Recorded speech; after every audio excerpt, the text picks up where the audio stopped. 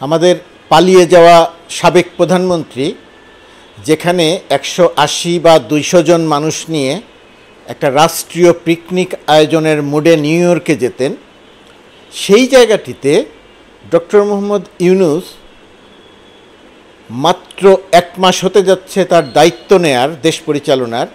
সেখানে তিনি সেই 180-90 জনের জায়গাতে মাত্র 7 জনকে নিয়ে নিউ ইয়র্কে যাচ্ছেন।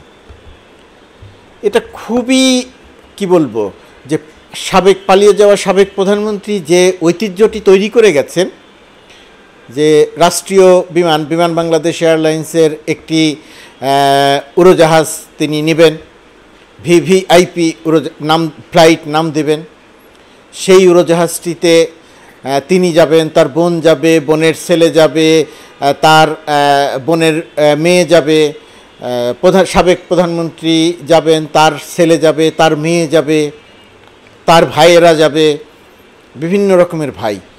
সেই জায়গাটিতে ডক্টর মোহাম্মদ ইউনূস 180-90 জনের যে পিকনিকের আয়োজন সাবেক প্রধানমন্ত্রী করতেন, সেখানে তিনি যাচ্ছেন মাত্র 7 জনকে নিয়ে।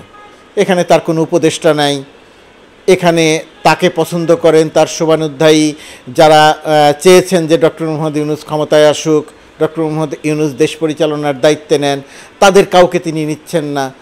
তিনি মাত্র 7 জনকে নিয়ে নিউ ইয়র্কে যাচ্ছেন। তো প্রধানমন্ত্রী যে পিকনিকের আয়োজন করতেন, যে হোটেলে তিনি থাকতেন, সেখানে একটা জাঁকজমক পিকনিক হতো, অন্যান্য প্রদেশ থেকে মানুষজন আসতেন এবং সেখানে বোঝা যেত যে বাংলাদেশ কত বড়ভাবে নিউ ইয়র্কে গিয়ে জাতিসংঘের অধিবেশনে অংশগ্রহণ করছেন।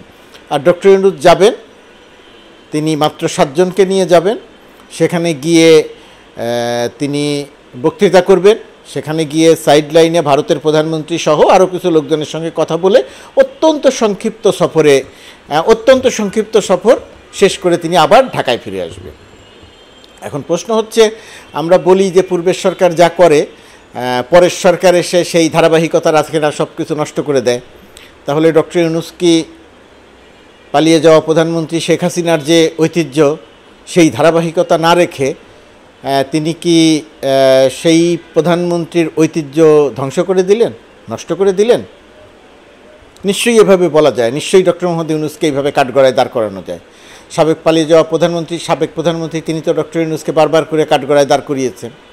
তো আমরা তো সাধারণত তাকে কাঠগড়ায় দাঁড় করাই না, তো আজকে এই ইস্যুতে অন্তত তাকে আমরা কাঠগড়ায় দাঁড় করাতে পারি। কারণ আমাদের রাষ্ট্রীয় বিমান সংস্থা বিমান বাংলাদেশ এয়ারলাইন্স, তার একটি উড়োজাহাজ যদি দেশের প্রধানমন্ত্রী নিয়ে যান, তাহলে এতে আর ক্ষতির কী আছে? সব সম্পদই তো তার নিজের সম্পদ। তিনি তো বলতেন যে আমার বাবা দেশ স্বাধীন করে দিয়ে গেছে, দেশ আমার। সুতরাং তার যেহেতু দেশ, সুতরাং বিমান বাংলাদেশ এয়ারলাইন্সের যত সম্পদ আছে, যত উড়োজাহাজ আছে, সবই তো তার সম্পদ।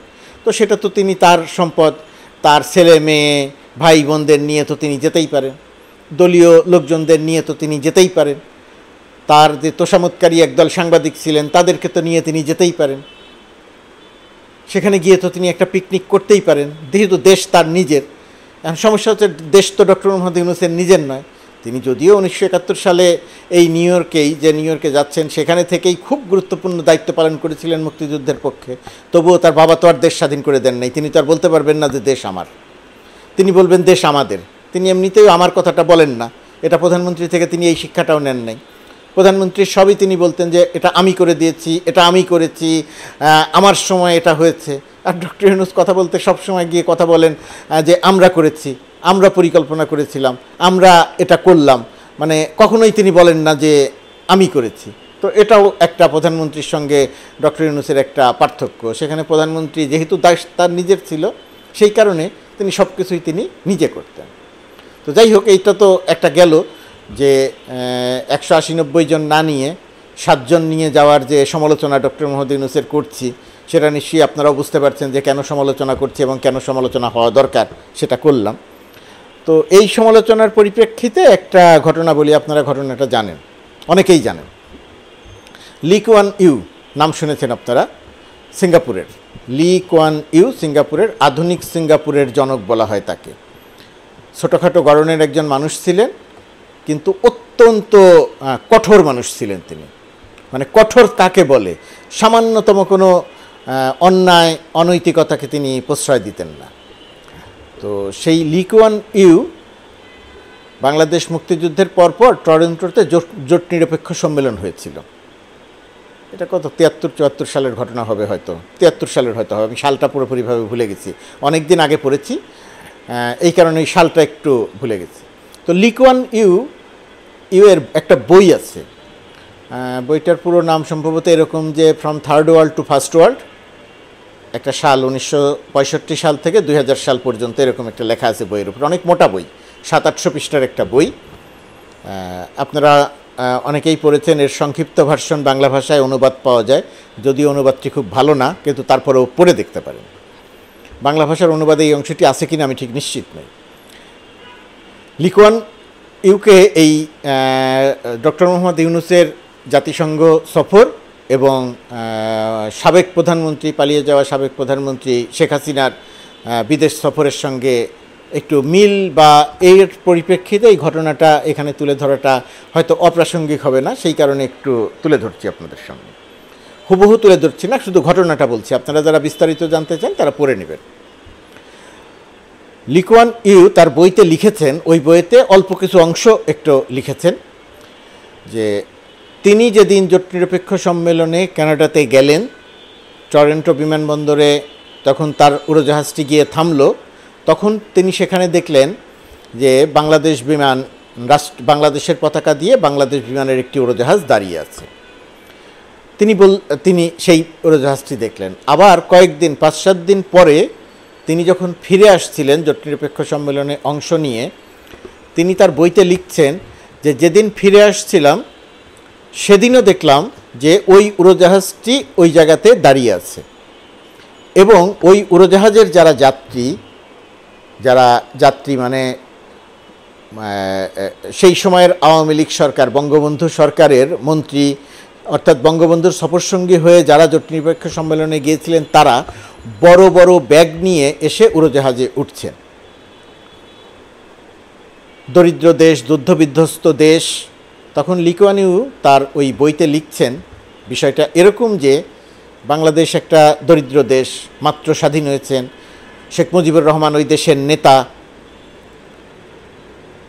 সেই দেশের একটি উড়োজাহাজ এইরকম 5-7 দিন একটি জায়গাতে বসিয়ে রাখা, তিনি বিস্মিত হচ্ছেন। এবং তিনি বিস্মিত হচ্ছেন একটা গরিব দেশের মন্ত্রীরা, নেতারা ওই বড় বড় লাগেজ ভর্তি করে কেনাকাটা করে উড়োজাহাজে উঠছেন। যে একটা দেশের কি সেই সক্ষমতা আছে যে একটা পুরো উড়োজাহাজ নিয়ে বসিয়ে রাখবেন? বঙ্গবন্ধু শেখ মুজিবুর রহমান এই কাজটি করেছিলেন 1973 বা 74 সালে। ধারাবাহিকতা কাকে বলে দেখেন। আমাদের পালিয়ে যাওয়া প্রধানমন্ত্রী শেখ হাসিনা যখন দেশ চালিয়েছেন, তখন তিনি যেটা করতেন, বিদেশে যাওয়ার সময় ওই যে একটা উড়োজাহাজ নিয়ে সেটার ভিভিআইপি ফ্লাইট নাম দিতেন এবং তিনি সেটাকে তার সঙ্গে রাখতেন। একবার তিনি নিউ ইয়র্কে গেলেন, নিউ ইয়র্কে গিয়ে বসিয়ে রাখলেন 5-6 দিন। সেখান থেকে ওয়াশিংটন গেলেন, ওয়াশিংটন গিয়ে বসিয়ে রাখলেন কয়েকদিন। সেখান থেকে তিনি ঢাকায় ফিরলেন। আপনারা জানেন যে একটি উড়োজাহাজ যদি জেএফকে অর্থাৎ নিউ ইয়র্কের এয়ারপোর্টে বা ওয়াশিংটন এয়ারপোর্টে বসিয়ে রাখতে হয় সেই এয়ারপোর্টের ভাড়া অনুযায়ী, উড়োজাহাজের ভাড়া অনুযায়ী, বসিয়ে রাখার ভাড়া অনুযায়ী বিপুল পরিমাণ ডলার দিতে হয়। কিন্তু শেখ হাসিনা এটা অহরহই করতেন। আমি শুধু একটি ঘটনার কথা বললাম। একবার তিনি লন্ডনে গেলেন। লন্ডনে গিয়ে তার মনে হলো যে বোনের ছেলে, রেহানার ছেলে ববির শ্বশুরবাড়ি ফিনল্যান্ড। তো আসার সময় তার মনে হলো যে তিনি ফিনল্যান্ড ঘুরে যাবেন। তো উড়োজাহাজকে বললেন যে ঠিক আছে, মানে বিষয়টা অনেকটাই রকম যে চলো ফিনল্যান্ড হয়ে তারপরে যাই। সেখানে গিয়ে ববির শ্বশুরবাড়ির লোকজনদের সঙ্গে দেখা সাক্ষাৎ করলেন, গল্প গুজব খেলেন, খাওয়া দাওয়া করে তিনি তারপরে বাংলাদেশে আসলেন। অর্থাৎ বাংলাদেশটা যে তার নিজের সম্পদ, সেটা তিনি নানাভাবে ব্যবহার করেছেন এবং দেশের মানুষকে সেটা বুঝিয়েছেন। ওই যে লি কুয়ান ইউর কথা বললাম, লি কুয়ান ইউ যখনকার কথা বলছেন তখন কিন্তু সিঙ্গাপুর এয়ারলাইন্সের ওই অস্তিত্বই নাই। পরবর্তীতে কি হয়েছে, লি কুয়ান ইউ দায়িত্ব নিয়েছেন, সিঙ্গাপুরকে গড়ে তুলেছেন। সিঙ্গাপুর এয়ারলাইন্স এখন পৃথিবীর সবচেয়ে বড় এয়ারলাইন্সগুলোর একটি, সবচেয়ে ভালো এয়ারলাইন্সগুলোর একটি। আর তখনই বাংলাদেশ বিমান ছিল, সেই বাংলাদেশ বিমান কি বলবো, বাংলাদেশ বিমান কেমন সেটা তো আপনারা খুব ভালো করে জানেন। আরব এমিরেটস এয়ারলাইন্স, যা 1985 সালে মাত্র 2টি এয়ারক্রাফট নিয়ে যাত্রা শুরু করে। ঢাকায় তারা ফ্লাইট পরিচালনা করতে পারবে কি পারবে না, বাংলাদেশ অনুমতি দেবে কে দেবে না, সেটা নিয়ে তারা তদবির করছিল। পরবর্তীতে তাদের সপ্তাহে 1টি ফ্লাইট চালনা বা 2টি ফ্লাইট চালানোর অনুমতি দেওয়া হয়। সেই এমিরেটস এয়ারলাইন্স পৃথিবীর অন্যতম সেরা এয়ারলাইন্স। আর বিমান বাংলাদেশ এয়ারলাইন্স পৃথিবীর সবচেয়ে নিচের দিকের যদি তালিকা করা হয় তাহলে সেরকম একটা তালিকায় স্থান পাবে। কোনো সরকারই এটার জন্য কোনো কাজ করেনি। আর গত 15 বছরে উড়োজাহাজ কেনা হয়েছে অনেকগুলো, উড়োজাহাজগুলো কেনা হয়েছে, তাও কিন্তু ওই পালিয়ে যাওয়া প্রধানমন্ত্রী শেখ হাসিনার এখানে কৃতিত্ব কম। কৃতিত্ব হচ্ছে 2007-8 সালের যে তত্ত্বাবধায়ক সরকার, সেই তত্ত্বাবধায়ক সরকারের প্রধান উপদেষ্টার বিশেষ উপদেষ্টা ছিলেন, বিশেষ সহকারী ছিলেন মাহবুব জামিল। মাহবুব জামিল মানে হচ্ছে সিঙ্গারের সেই মাহবুব জামিল, এখন তিনি নাই, পৃথিবী ছেড়ে চলে গেছেন। বোয়িংয়ের সঙ্গে একটি চুক্তি করেছিল 13টি এয়ারক্রাফট কেনার। তখন এখনকার যে স্বরাষ্ট্র সচিব, তখন ছিলেন বিমানের সচিব, বিমানের এমডি। সেই সময়ে চুক্তি হয়েছিল বোয়িংয়ের সঙ্গে, এবং এটা পৃথিবীর অন্যতম ভালো চুক্তি, যে এই চুক্তির পরে কমিশন লেনদেনের কোনো প্রশ্ন আসেনি। সেই সুযোগে বাংলাদেশ অনেকগুলো উড়োজাহাজ কিনেছে, কিন্তু উড়োজাহাজ কেনার সঙ্গে সঙ্গে যে ফ্লাইট পরিচালনার যে দক্ষতা দরকার ছিল, শেখ হাসিনা সরকার সেদিকে মনোযোগী দেয়নি। এমন এমন ফ্লাইট চালু করেছে যেগুলো অলাভজনক, লোকসান। যে উড়োজাহাজগুলো কেনা হয়েছিল সেগুলো দূরবর্তী যাত্রার, কিন্তু সেগুলো অল্প যাত্রায় চালানো হয়েছে। ঢাকা টোকিও ফ্লাইট চালানো হয়েছে, কিন্তু ফ্লাইট চালানোর জন্যে আগে যে সমস্ত বিষয় পর্যবেক্ষণ করা দরকার ছিল, মার্কেট সার্ভে করা দরকার ছিল, সেগুলোর কোনো কিছু করা হয়নি। এখন কত 1 বছরের লোকসান হয়েছে কত 166 কোটি টাকা বা কত কোটি টাকা। যাই হোক, এগুলো মূল বিষয় না। মূল বিষয়টা হচ্ছে ওই জায়গাতে ফিরি, যে ডক্টর মোহাম্মদ ইউনূস আওয়ামী লীগের যে ঐতিহ্য, শেখ হাসিনার যে ঐতিহ্য, নিউ ইয়র্কে পিকনিক করতে যাওয়া, জাতিসংঘ অধিবেশনে যোগ দেওয়ার জন্যে, সেই ঐতিহ্যটি তিনি ধ্বংস করে দিলেন। এখন এটার জন্য কি ডক্টর মোহাম্মদ ইউনূসের প্রশংসা করব? সামাজিক যোগাযোগ মাধ্যমে তো তাই হচ্ছে, আর আমি তো এখানে সমালোচনা করছি। তাহলে আপনারা এখন আমাকে কি করবেন? আপনাদের যা ইচ্ছা সেটা করেন, কিন্তু বাংলাদেশটা আমাদের। আবারও বলছি, বাংলাদেশটা আমাদের। বাংলাদেশটা শেখ হাসিনার একার না। বাংলাদেশটার স্বাধীনতার পিছনে বঙ্গবন্ধুর বিশাল বড় অবদান, অথবা অন্যতম প্রধান অবদান বা প্রধানতম অবদান। কিন্তু বঙ্গবন্ধু দেশ ও জাতির পক্ষে সেই অবদান রেখেছিলেন, শেখ হাসিনার বাবা হিসেবে নয়। শেখ হাসিনা এটাকে শুধু তার বাবার অবদান হিসেবে, বাবা হিসেবে নিয়ে গেছেন। এটা হচ্ছে তার হীনমন্যতা, এটা হচ্ছে তার নিচু মানসিকতা। ডক্টর মোহাম্মদ ইউনূস দায়িত্বে এসেছেন, তিনি দেশটাকে আমাদের কাছে দিয়েছেন, তিনি দেশটাকে আমাদের মনে করেছেন।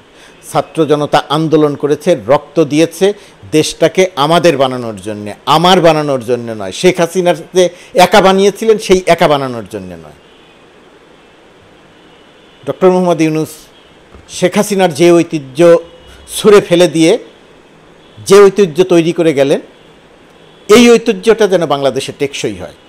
আর কোনো শাসক এসে বাংলাদেশকে যেন যাচ্ছে তাই রকমের ব্যবহার না করে, নিজের সম্পদ হিসেবে যেন ব্যবহার না করে, রাষ্ট্রীয় এবং জনগণের সম্পদ। নিউ ইয়র্কে 100, 150, 200 মানুষ নিয়ে পিকনিক করতে যাওয়া রাষ্ট্রীয় সম্পদের অপচয়। সেই কাজটি আরও বহু আগে বন্ধ হওয়া দরকার ছিল। আমরা সেই সময়ে জোর দিয়ে যে কথা বলা দরকার ছিল, সেই কথাটা বলতে পারিনি। এখন ডক্টর ইউনূসের সরকার ক্ষমতায়, এখন আমরা সেই কথাটা বলতে পারছি।